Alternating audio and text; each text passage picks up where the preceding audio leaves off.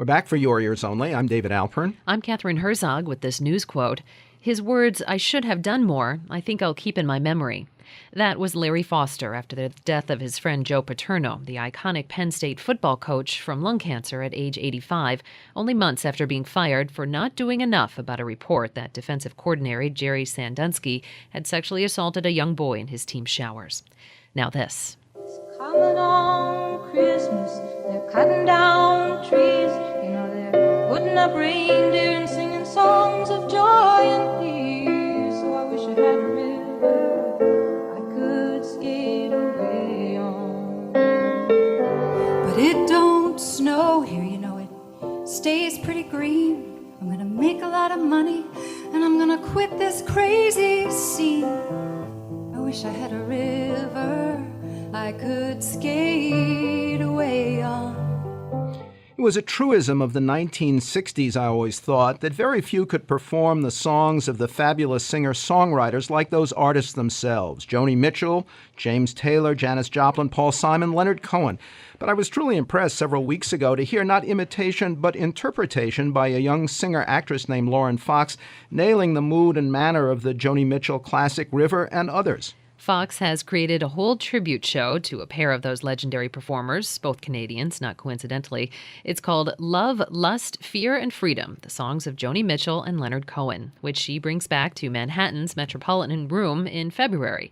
And she's on the line now to talk about it for Your Ears Only. Lauren Fox, welcome to our show. Hello. Thank you for having me. What was it about Mitchell and Cohen that drew you to focus on them and their work?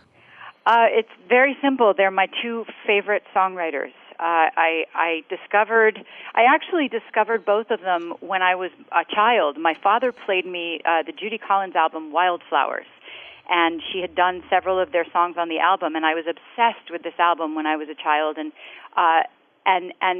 specifically obsessed with Both Sides Now, Suzanne, Hey, That's No Way to Say Goodbye. Those were those were the songs that stood out. And I believe actually Suzanne wasn't on that album, it was a different album, but it was Sisters of Mercy was on that album. And it wasn't until later that I discovered them. Actually, I was in my early 20s, and I discovered them as solo artists, as their own music. And I fell in love, and I've been in love ever since. Talk about their relationship with one another, brief but with lingering effects on both. Oh, well, they had, in the summer of 1967, Judy Collins actually introduced them at the Newport Folk Festival, and they had an affair. They dated for a couple of months, and it didn't last, but it affected their songwriting. Joni wrote a whole bunch of songs about Leonard, and certain aspects of his songs kind of have little hints of his experiences with her. So it's fascinating. When I started to actually research the lyrics, it all came out, all the little hints and clues. Well, do the songs of Mitchell and Cohen share equally in love, lust, fear, and freedom, or how do these qualities divide between them? Well, I would say I named it Love, Lust, Fear, and Freedom because I think it's those four words really sum up both of them. Although I do think Leonard has a little more cornered the market on lust a little more, and maybe Joni's got the love part a little more. But both of them have that same conflict in their lives and in their music throughout their lives. They both dealt with a lot of inner conflict and turmoil when it came to love and freedom. The fear of staying with one person or being trapped or not being able to express themselves fully because there was somebody hindering them. Joni Mitchell eventually departed briefly, at least, from singing her own songs to standards from the Great American Songbook, the 20s, 30s, 40s. Have you got an opinion on how she does in that territory? I think it's incredible. Someone as brilliant as Joni Mitchell at lyrics can interpret anyone's lyrics, and certainly the Great American Songbook, those lyrics are perfection.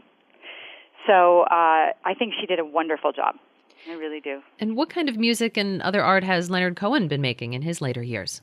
Leonard is still doing music. He's actually got an album coming out on January 29th, and a new album. And I hear there's a rumor that he might start touring again. Amazing, right? Your next musical project moves south from Canada to California's Laurel Canyon, but also in the 60s. Tell us a bit about that.